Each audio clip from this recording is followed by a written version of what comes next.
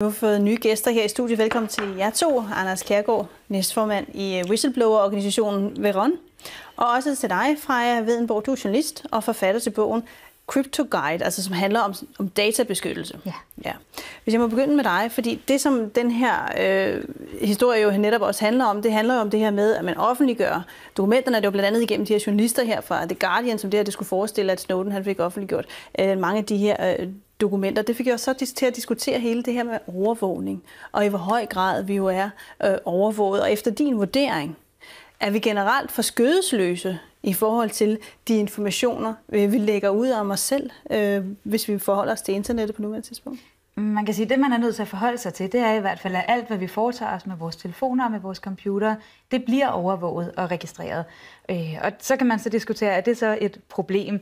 Det er det jo for det første, hvis man som journalist for eksempel arbejder med kilder, hvor man har en pligt til at holde kommunikationen fortrolig, eller hvis man gør det som psykolog, eller som læge, eller som advokat, menneskerettighedsorganisation, eller alle mulige andre. Men som helt almindelige mennesker, så har vi jo også noget at beskytte. Altså det kan være kærestebreve, det kan være fortrolige lægedokumenter, alle mulige andre ting, som vi ikke synes, det ville være rart at sende på et åbent postkort. Og det er i princippet det, man gør, hvis man sender det over nettet, uden at sørge for, at det er beskyttet.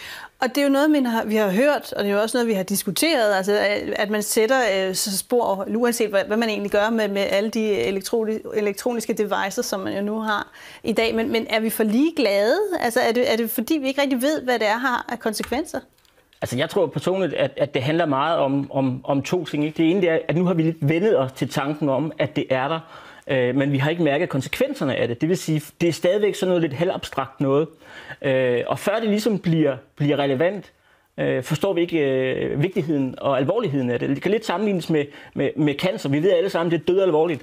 Men før vi ligesom har det helt inde på kroppen, før ved vi faktisk ikke, hvad det her det i virkeligheden handler om. Og sådan tror jeg også, det er med den her overvågningsdebat. Men hvad er så i dine øjne konsekvenserne ved det? Ja, som ikke er gået op for os endnu? Ja, men der er rigtig, rigtig mange konsekvenser ved det. For det første, så er der, som Freja ganske rigtigt sagde, så gør vi jo det hver eneste gang, vi i løbet af en dag sætter nogle elektroniske spor, så skriver vi det selv ind i vores egen sådan elektroniske straffeattest, som jo så for de fleste, og det er jo argumentationen, jamen det har jo ingen relevans for nogen. Det kan godt være, at det ikke har relevans for dig, eller for mig, men det har måske relevans for den dommer, der skal dømme i en vigtig sag. Det har måske relevans for den oppositionspolitiker, der sidder i kontroludvalget. Så den her sådan, elektroniske straffeattest, den kan faktisk få ret alvorlige konsekvenser for os alle sammen sådan på den overordnede plan og på det sådan meget personlige plan. Så betyder det her med, at vi bliver overvåget, og at alting bliver lagret og gemt på os, at vi faktisk ikke længere har det frie valg. Nej, men det er jo netop også spørgsmålet på en eller anden måde, fordi du siger også, at alt, hvad vi gør, bliver overvåget, og det bliver registreret. Men hvis man ikke ligesom gør noget, der er ulovligt, eller hvis man ikke har noget at skjule som sådan, så kan man jo være fuldstændig ligeglad. Snowden plejer at svare på det med at sige, jamen hvis man ikke har noget at sige, så kan man være fuldstændig ligeglad med ytringsfriheden. Man kan sige, der er ligesom to niveauer i det. Ikke? Det ene det er det individuelle. Jamen altså, alle har noget at skjule, som jeg sagde før, lægedokumenter, kærestebreve, hvad som helst. Og vi har en grundlovssikret ret til privatlivets fred. Den er der gode grunde til, vi har. Og det andet, det er sådan på et mere samfundsmæssigt plan. Man ved fra undersøgelser af adfærdsstudier for eksempel, at det gør noget ved viljen til at ture udtrykke kritik af systemet, hvis man lever i en konstant frygt for, at man måske ikke bliver overvåget. Og det er da et sådan helt grundlæggende demokratisk problem. Ja, men man kan også vente den om og så sige, for eksempel her, da vi havde terrorangrebet i København, der brugte man overvågningskameraer til at finde ud af, hvor gerningsmanden havde været forskellige tidspunkter. Og det var overvågningskameraer, som var forskellige steder rundt omkring i byen, og som også tilhørte private, altså skoler, så vidt jeg husker. At der var jo kameraer, som faktisk havde en effekt, en gavnlig effekt. Så der er det jo faktisk gå ind og har en god effekt i forhold til et helt konkret formål, altså at opklare en forbrydelse. Ja, opklare en forbrydelse. Men det argument, vi næsten altid hører, som jo er argumentet for, at vi alle sammen skal overvåges, det er jo for at forhindre forbrydelser. Og det er der faktisk ikke noget grundlag for at påstå længere. Men hvis det er til fordel for vores sikkerhed, altså hvis det er med til at hjælpe os? Ja, men det er det jo ikke nødvendigvis. Altså, det er ikke nødvendigvis med til at beskytte os. Hvis man kigger så meget stringent på det her begreb, der hedder statens interesser, altså vi får jo hele tiden at vide, det er statens interesser, ikke?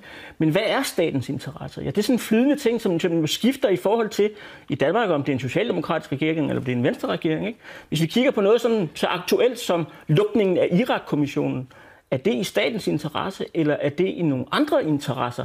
Så hele det der begreb om, hvad der er i statens interesser, er vi nødt til at tage en diskussion omkring. Det er den ene ting. Den anden ting er, at det her med, at masseovervågning jo skal være med til at forhindre terrorangreb, altså, den holder altså ikke længere. Ja, men det var lige præcis det. Altså, fordi der er en række efterretningseksperter, som siger, jamen, man kan sammenligne det med, at man får alle de her oplysninger. Det er sådan en stor høstak, og den høstak er så stor, at vi ligesom ikke rigtig kan finde nålen i den. Altså, det der går igen for dem, der faktisk laver terror, det er jo, at de er kendt i forvejen af myndighederne. De er alle sammen nogen, der har forbindelser til andre kendte terrorister, og der er jo en række efterretningseksperter, som siger, at det, man burde gøre, var at fokusere ind på dem, som man ved har de her terrorforbindelser, i stedet for at bruge krudtet på at overvåge os alle sammen.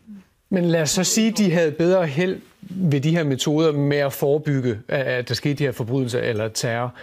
Ville det så være et mål, der helligede midlet så? Altså, eller hvor går afvejningen mellem, hvornår vi så siger, jamen, så okay, så masseovervåger os da, fordi det har et legalt perspektiv? Ja, altså man kan jo stille et spørgsmål, og det er, vores børn, når de vokser op, fra nu, nogle af dem er små, nogle af dem er lidt større, skal de være i stand til at have en fortrolig, personlig samtale med andre mennesker? Ja eller nej? Hvis de skal det, så kan vi ikke acceptere den her overvågning, for deres samtaler, vores samtaler, har jo udviklet sig fra at være over hækken til naboen, til nu at være på Skype på tværs af kontinenter. Så der er aldrig noget mål, der vil kunne hellige midlet? Eller? Ikke på den måde her, og man kan sige, hvis man søger et mål, der helliger midlet, så fortæller eksperterne os, som Freja lige har sagt, dem som arbejder med terror, at det i hvert fald ikke er midlet til at nå i mål, fordi målet skal være, ved vi godt, vi skal bekæmpe terroren, men midlet må være noget mere afgrænset. Men hvis man ser på dem, der så rent faktisk bliver overvåget igennem den her masseovervågning, jamen så er det jo heller ikke terrorister, så er det menneskerettighedsorganisationer, det er kritiske journalister, det er helt almindelige borgere, og når NSA så under ed bliver spurgt, hvor meget terror har det rent faktisk været med til at forhindre, så kan de ikke rigtig fremlægge noget dokumentation. Men hvad kan vi gøre ved det? Altså fordi på nuværende tidspunkt, internettet det er åbent, det er der, vi bliver nødt til at forholde os til det. Hvad kan vi gøre ved det så? 2 ting. Det ene er på det individuelle niveau. Der kan vi bruge nogle metoder til at sikre vores grundlovssikrede ret til fortrolig kommunikation. Det er ikke sådan super teknisk avanceret. Altså der er nogle helt almindelige programmer, man kan installere, apps på sin iPhone, og sådan, så man kan kommunikere fortroligt. Det svarer sådan set bare til at insistere på retten til at sende sin post i en lukket kuvert, i stedet for over et åbent postkort. Og på et mere samfundsmæssigt niveau, jamen så har der jo været rejst en række krav om, at omfanget af den her ulovlige masseovervågning skal undersøges, og at der skal sikres domstolskendelse, før man begynder at overvåge helt almindelige uskyldige borgere. Ganske kort replik til sidst.